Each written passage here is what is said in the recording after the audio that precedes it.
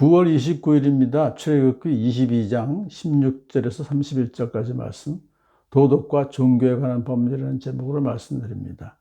앞에서 하나님께서는 재산상의 손해를 본 사람들에게 배상해라 하는 법률을 제정하셨는데, 이제 하나님께서는 도덕과 종교에 관한 법률을 말씀하십니다.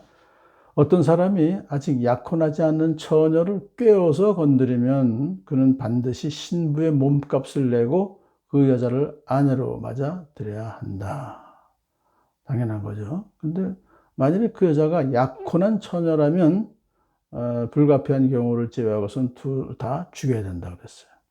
그러나 이제 약혼하지 않은 처녀일 경우에는 그 처녀의 부모의 허락을 받아서 은 50세겔을 내고 결혼을 해야 되는데, 만일에 부모가 허락하지 않은 경우에도 결혼을 못하죠. 그럴 때에도 신부의 몸값은 지불하도록 해야 됩니다. 왜냐하면 그 처녀가 다른 사람과 결혼할 수 있을 정도의 비용을 보상해 줘야 되기 때문에요.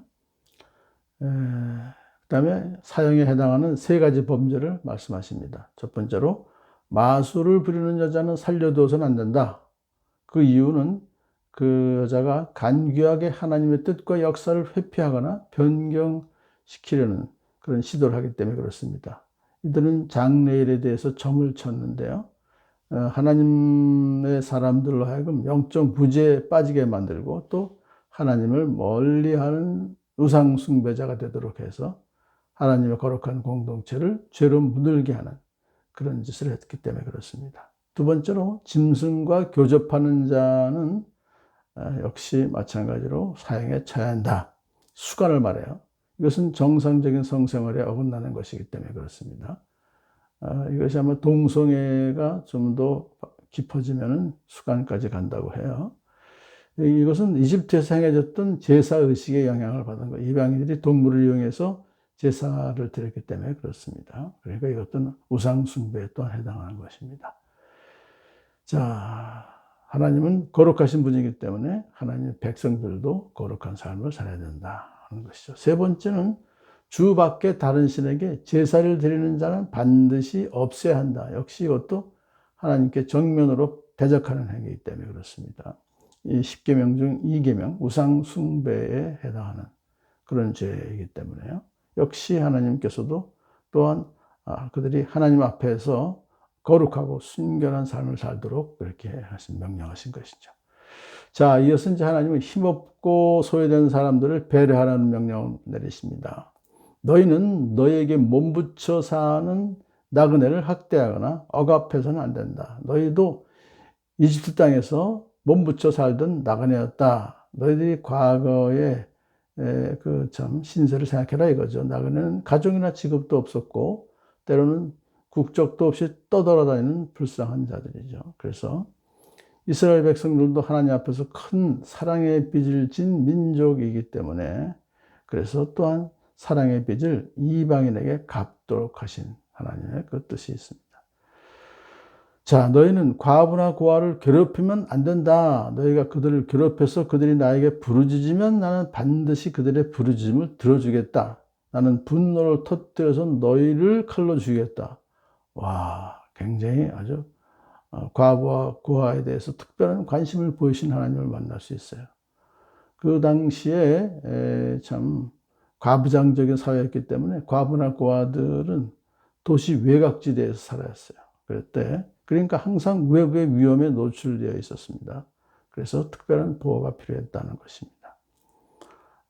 너희를 칼로 죽이겠다라고 하는 아주 엄한 형벌을 내리시겠다는 것은요, 너희도 너를 그 사람이 죽으면 아내는 과부가 되고 또 자식들은 고아가 된다는 거예요. 그렇게 해서 고통을 받게 될 것을 알고 그러면 안 된다 이거죠. 자, 이제 가난한 사람들 위한 보호를 명령하십니다. 이스라엘 백성들 중에서 너희가 너희 가운데서 가난하게 사는 나의 백성에게 돈을 구워 주었으면 너희는 그에게 빚쟁이처럼 재촉해서는 안 되고 이자를 받아도 안 된다.